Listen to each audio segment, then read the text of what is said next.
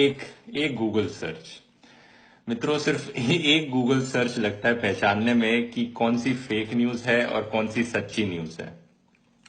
देखो, ये तो एक्सपेक्टेड था कि बहुत सारी फेक न्यूज आने वाली थी जो ये दो इंसिडेंट्स हुए थे उसके बाद, क्योंकि इनके इतने सारे पार्टी के लोग पकड़े जा रहे थे, एक के बाद एक सामने केसेस आ रहे थे, कैसे डायरेक्टली इन्वॉल्व हैं वो रेप केसेस में, और कितने लोग इनके डिफेंड करने पे लगे हुए हैं रेपिस्ट को। तो ये चीज तो एक्सपेक्टेड थी कि ये लोग फेक न्यूज निकालेंगे ढेर सारी, उसके बाद अपनी इमेज ठीक करने के लिए पार्टी की। तो यही इन्होंने किया।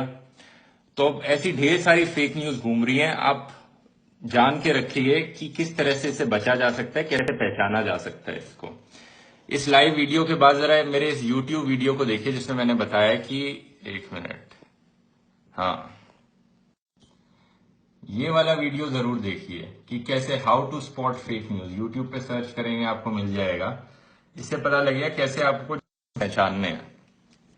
तो अभी जो दो केसेस हुए उन्नाव में और कठुआ में, चार अलग अलग टाइप की इन्होंने फेक न्यूज फैलाई है। ये एक तो अपनी पार्टी की इमेज ठीक करना चाहते हैं, मोदी जी की इमेज ठीक करना चाहते हैं, योगी जी की इमेज ठीक करना चाहते हैं, और कुछ डिस्ट्रैक्शंस लाना चाहते हैं ताकि लोगों का ध्यान भटक सके इस चीज से, क्योंकि अब लोगों को सच पता लगने लग रहा है। तो क्या है पहली फेक न्यूज? ये व्हाट्सएप पे बहुत शेयर किया जा रहा है। Finally a new law passed by Modi government कि as per section penal code 233 if a girl is getting rape. तो मोदी जी की तारीफ कर लो भाई यहाँ पे पहले, कि इतने सारे रेप केसेस आए, ये दिखाने के लिए कि हम तो मोदी जी तो यहाँ पे एक्शन ले रहे हैं इस केस में।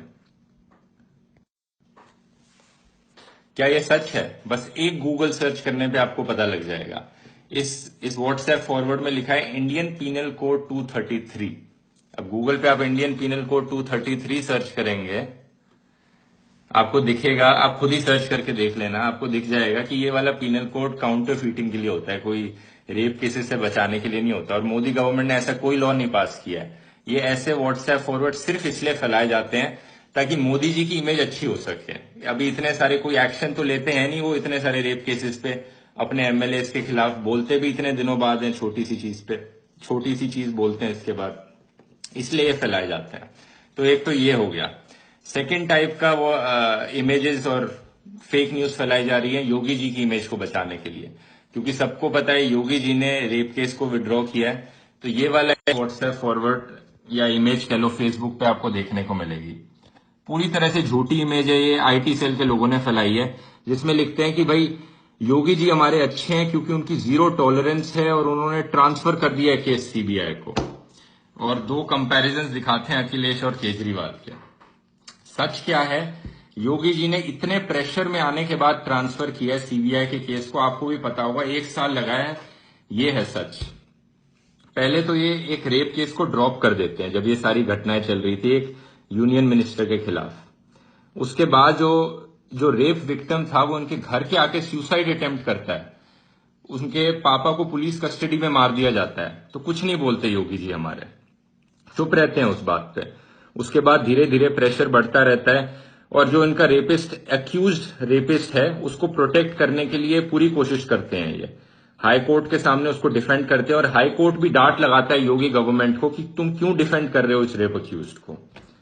इतना सब होने के बाद, इतना प्रेशर बिल्डअप होने के बाद ये फिर ट्रांसफर करते हैं सीबीआई में केस।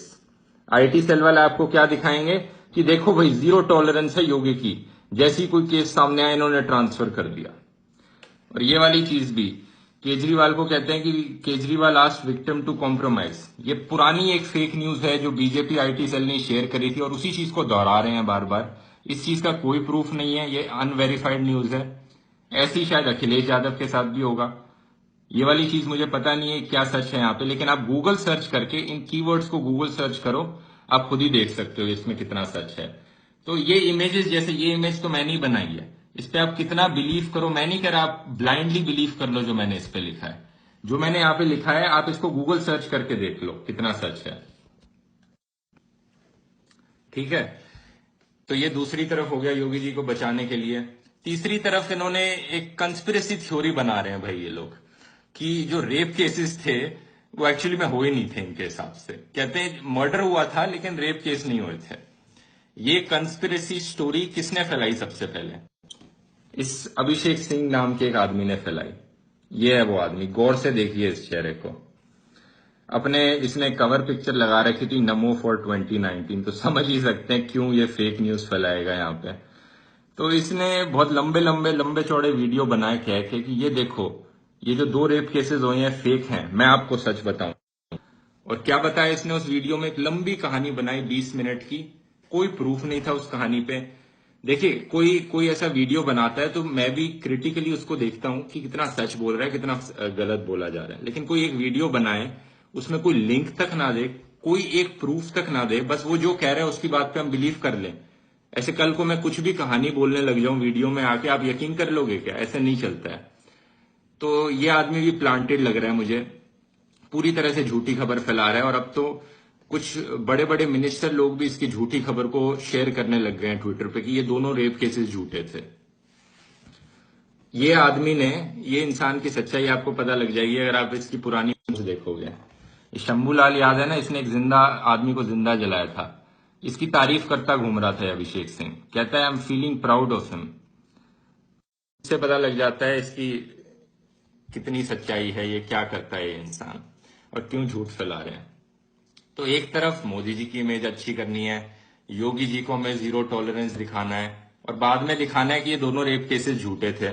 और चौथा और आखिरी तरीका जिससे ये डिस्ट्रैक्ट करने की कोशिश कर रहे हैं, वो बेसिकली यही है कि डिस्ट्रैक्शन करे लोगों के दिमाग में, डाइवर्ट करे लोगों का माइंड। और वो कैसे कर रहे हैं, वो ना कोई गूगल पे एक रेप केस का सर्च करके उठा लेंगे और बोलेंगे तुम इस केस के बारे में क्यों बोल रहे हो, तुम दूसरे रेप केस के बारे में भी आवाज उठाओ, तुम तीसरे रेप केस के बारे में भी आवाज उठाओ।